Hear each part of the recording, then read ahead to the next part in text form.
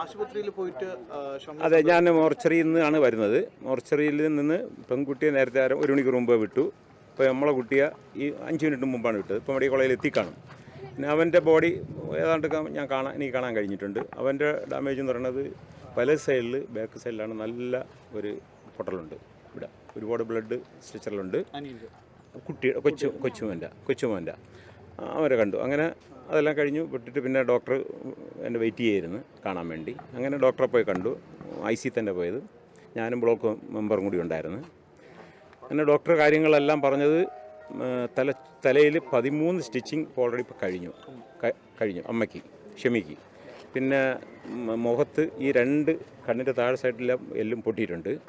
പിന്നെ വാ തുറക്കത്തില്ല. അപ്പോൾ നമ്മൾ ജ്യൂസ് ഐറ്റങ്ങളാണ് കൊടുത്തുകൊണ്ടിരിക്കുന്നത്. അവൾ പിന്നെ സംസാരിക്കും. എനിക്ക് അവൾ സംസാരം അറിയാവുന്നതുകൊണ്ട് ഞാൻ കുറേ ചെവി അടുത്ത് പിടിച്ച് സംസാരിച്ച് അവൾ കരയും. എന്നെ കണ്ടപ്പോൾ കരയും.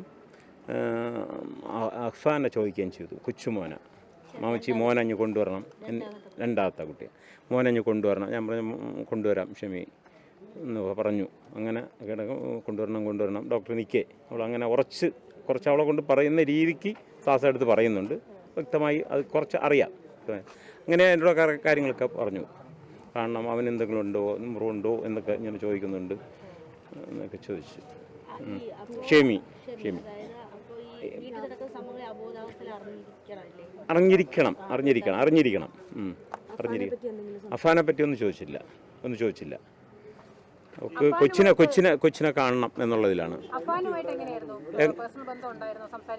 ഞാൻ 1.5 വർഷം മുമ്പ് ഈ വീട്ടിലെ എന്ത് കാര്യത്തിനും എന്നെയാണ് അവൾ വിളിക്കാറുള്ളത്, മാമ എന്ന നിലയിൽ. അവൾക്ക് RCCയിലെ ട്രീറ്റ്മെൻറ്റിന് പോണേൻ്റെ അന്നും വെഞ്ഞാറമൂട്ടിൽ അവളെ ബ്ലഡ് പരിശോധിക്കുമ്പോൾ RCC പോകേണ്ട കാര്യമാണെന്ന് പറയുമ്പോഴും എന്നെയാണ് വിളിച്ചിട്ട് ആവശ്യം ലാബിൽ വരണമെന്ന് പറഞ്ഞ് ഞാൻ ചെന്നാണ് സംസാരിക്കുക. അതുകൊണ്ട് പിന്നെ RCCയിലേക്ക് കൊണ്ടുപോകുന്നതും അവിടെ ഡോക്ടർ ഏർപ്പാട് ചെയ്ത് കൊടുക്കുന്നതൊക്കെ ഞാൻ ഒരു പ്രവർത്തനം എന്നല്ല, അന്ന് ഞാൻ തലേക്കുന്ന് വിശ്വസ്ഥാൻ്റെ കൂടെ ഡ്രൈവറായിരുന്നു.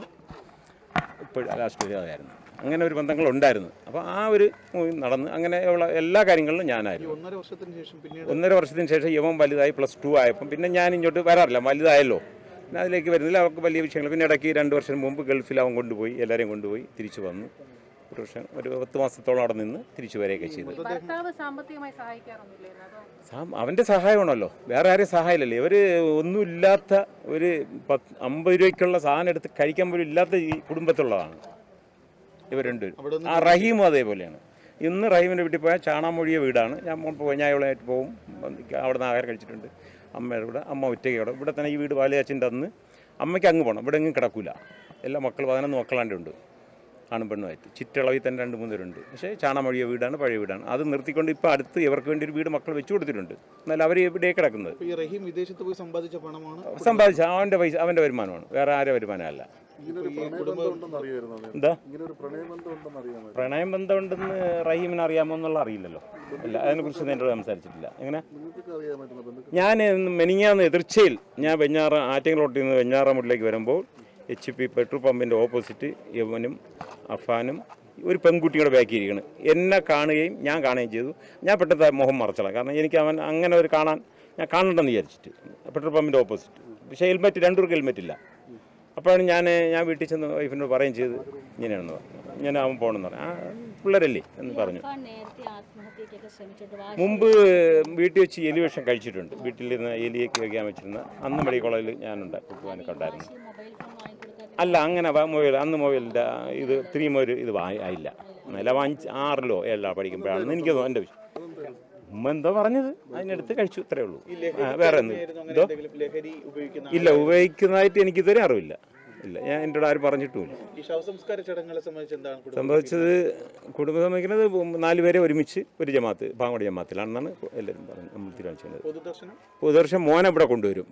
അതേ നമുക്ക് പറയാൻ പറ്റൂ.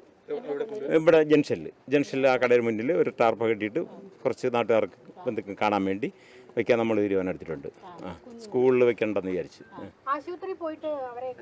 എല്ലാവരെയും കണ്ടു. പെൺകുട്ടിയെയും കണ്ടു. പെൺകുട്ടിക്ക് ഇവിടെയാണ് വലിയൊരു മുറിവ് ആണ്. ആ ചിറ്റലിൻ്റെ എത്ര വലിപ്പമുള്ള ചിറ്റലാണോ ആ വലിപ്പം തന്നെയാണ് ഉള്ളിലോട്ടുള്ളത്. ഷെമിയോട് സംസാരിച്ചെന്നാണ് ഇപ്പോൾ പറയുന്നത്. ഞാൻ ഷെമിയോട് സംസാരിച്ചു. അതെ, അവർക്ക് ബോധമൊക്കെ ഉണ്ട്.